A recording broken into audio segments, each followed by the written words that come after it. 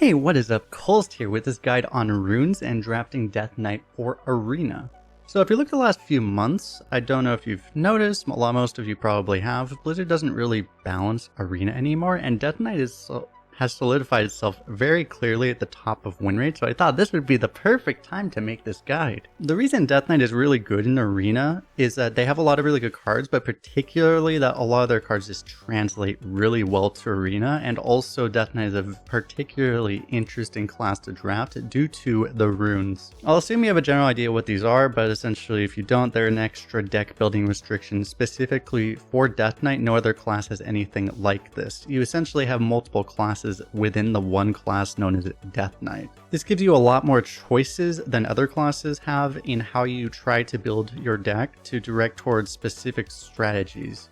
And as Death Knight, as I already mentioned, tends to be overpowered, you have a lot of flexibility because a lot of strategies can be successful. You don't have to force a particular rune combo to win games in Arena. As a result, your preferred playstyle should sway which kind of rune combos you like, and we're going to talk in a minute about exactly what these combos are, and because there's a lot of nuances to the specific combos due to interactions between the different rune types. But first, we better introduce the three rune types themselves. The first rune type is Unholy. This is the one that essentially, if you listen to constructed players, they'll likely refer to this as kind of like the Arena rune, and that's because it does what you generally want to do in Arena, which is build boards. They have combos and a lot of things that they do that rely on actually building a board, and they have a lot of ways to build boards, such as they have like Deathborn and Reborn synergies, but also just a lot of ways to put a lot of stats out for relatively cheap. They're limited in other things that you would consider like unfair. You know, they don't have that much like removal or draw,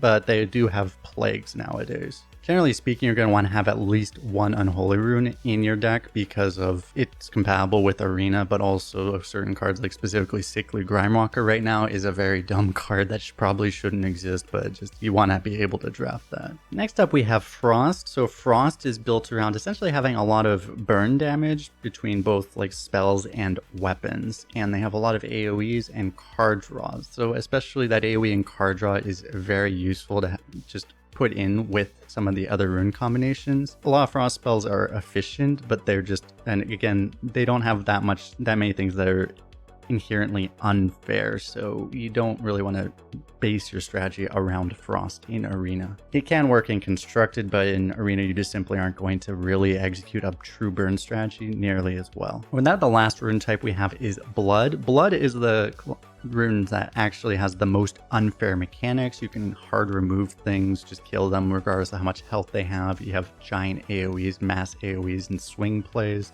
healing, and then they also have like combo potentials via hand buff, which can work particularly well with Unholy, which we'll talk about a little bit later. Blood is again a really good rune to just add in as to add some spice to your deck and combine it with some of the other rune types. And I should mention, in case anyone doesn't know how runes work in Arena drafts, essentially it's simple because it's the same it works as Constructed. You start out having everything allowed, so you could be offered any type of runes. You could get a triple Blood, a triple Frost, a triple Unholy, all in the same pick. Theoretically, that'd be very unlikely, but as you pick cards with runes on them, that starts to restrict your choices. So, you know, if you pick like a double Unholy card, you can no longer see a double Frost or a double Blood card, but you might still see a triple Unholy card. You might see a single Frost or a single Blood. And of course, you can see two or single Unholy cards as well. And if there are multiple rune combinations, anything that's legal within that. But with that, let's start talking about the actual rune combinations. I'm going to divide these kind of by the strategies you're going for, and first we're going to start out with most of them, which is kind of the aggressive to mid-range rune combinations. We'll talk later about some of the more combo and control types. And now most of these as well are going to be board based, as there are going to be, again, some of the more burn based strategies, but these just don't tend to work as well in Arena. And so with that, we're going to start off with the double Unholy combinations, because anything with double Unholy is really good for this kind of board control centric strategy. You're going to want to position at least somewhat towards aggro, most likely, but you could be somewhere between aggro and mid range. And the strategy to build this is just to build the most consistent, cohesive deck that can curve out and just, you know, be very difficult for your opponent to deal with. You will out-tempo the tempo decks, and you will just try to kill the more slower value decks like mages. So with that, we'll start with the first combination, which is probably the most classic like arena combination is Unholy Unholy Frost. This is the combination which is very aggressive, and the Frost rune allows you to have a lot of draw for refill, some small AoE to really eat some of the other tempo decks. So you have good refill, good power, and also some closing power from the Frost as well through burn damage. But with this, you will be restricted as far as having a lot of more kind of unfair things, and particularly your late game swing options just aren't really going to be there. All the more reason you'll want to end the game quickly. And then with that, the other double unholy combination is Unholy Unholy Blood. This is one where you're going to have less draw because you won't have Frost, but you're going to have more power and combo potential. Some of the hand buff stuff that Blood has, but also you will have the ability to just hard remove things, so you can deal with big threats if the game lasts a little bit longer. And particularly if you're going to draft this particular combination, you're going to really want to value that draw if you can get it. Some of the neutral rune stuff, the rune-less Death Knight cards have draw, and that's going to be really, really valuable. And of course, Discover as well, obviously. Discover's really good in Arena, so draft it. You also do have a bit more late game power from the Blood rune as well. And I'll mention as well, the other double Unholy Rune combination is the actual triple Unholy Rune. In general, this is just worse than the other two Unholy combinations, unless the big exception is if you get offered a Marigar. If you have a Marigar early on, it's pretty good to go triple Unholy, but other than that, I wouldn't recommend it, because the other triple Unholy cards really just aren't that good. You're kind of just giving up a rune. You'd rather just have the access to either Frost or Blood. And with that, we'll move on to the other really good aggressive mid-range combination, which is Rainbow. Rainbow is actually, by far the most flexible of all of the rune combinations for kind of obvious reasons. You get access to everything. You don't get any of the higher tier rune cards, but you have access to all three. So that means you have the draw, you have the removal, you have the board stuff, you have everything. As a result, you really want to go with the flow with Rainbow. You don't want to force anything. You can go mid-range to control, you can go pure aggro, really anything can work. You can be combo oriented or just consistent, but you just don't want to force anything. You want to go with whatever you're given and maximize that. Again, just try to build the most cohesive deck you can. And with that, we're going to move on to the last ones within this category of the more aggressive to mid-range combos, which is essentially, I'm going to group together everything that has at least 2 Frost runes, because these are inherently going to be aggressive and you're going to have a lot of burn and refill, but just less things to really fight for board, and you're going to be probably relatively fair most of the time. So obviously, whether you have Unholy or Blood or another Frost, that's going to sway your power into certain directions, but inherently I don't recommend going for these, at least currently as we're recording this video.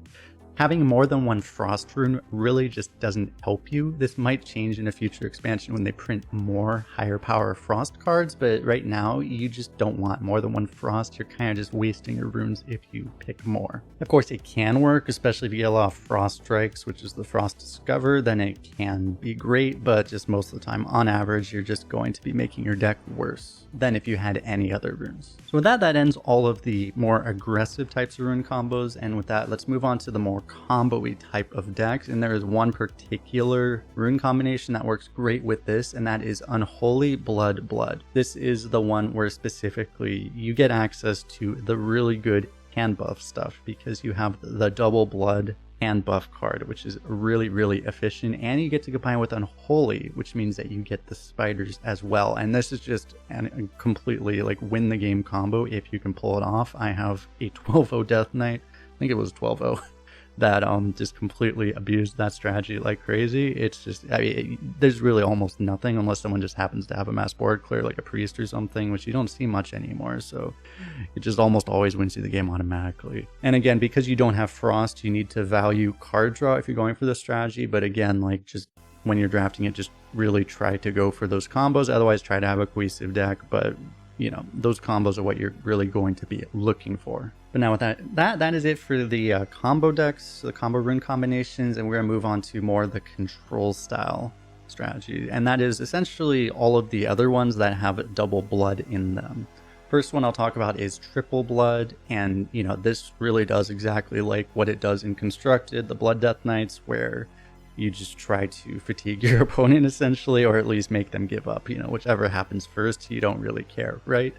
The thing is that in Arena, you just don't tend to have that much consistency of getting this. You really need to high roll specific triple rune cards, you know, like Soul Stealer, for example, that you just don't always get, right? It's an epic, so you just don't see it that much. And even just having like one of those, it can still make it difficult because you're going to be kind of shoehorned in that win condition. You're going to have trouble competing against some of the really strong mages and stuff. You're unlikely to get proactive tools to beat them any other way, and you're likely to get honestly more removal than you can even use. But if you high roll, you can really be a god deck, kind of like how it works again in Constructed. I don't personally recommend that strategy too much, but if you like control decks, of course, it's a good option. And with that, the last rune type we're going to talk about, hopefully I didn't miss one. This is the last one, which I also don't recommend. Probably one of my least recommended combos is Blood, Frost. With this, you essentially have just, you're going all in on just having a whole lot of removal, right? And the types just aren't really compatible, particularly Frost and Blood, because Frost wants to kind of kill the opponent and Blood just wants to kind of survive. So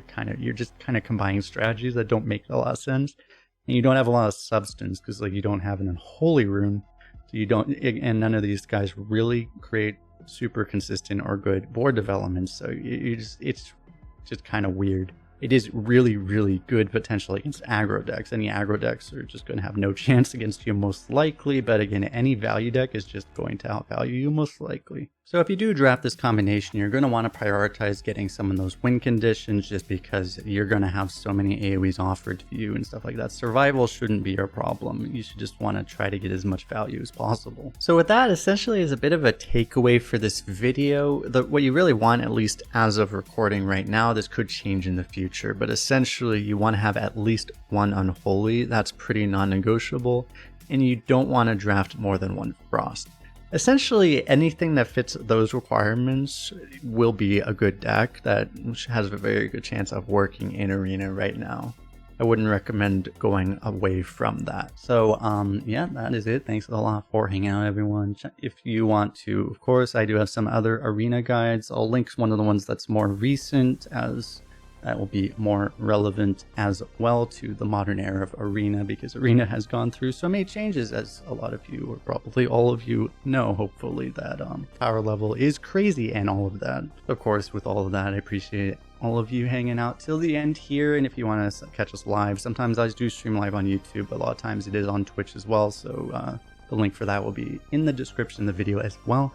Thanks a lot for hanging out. We'll see you all in the next one.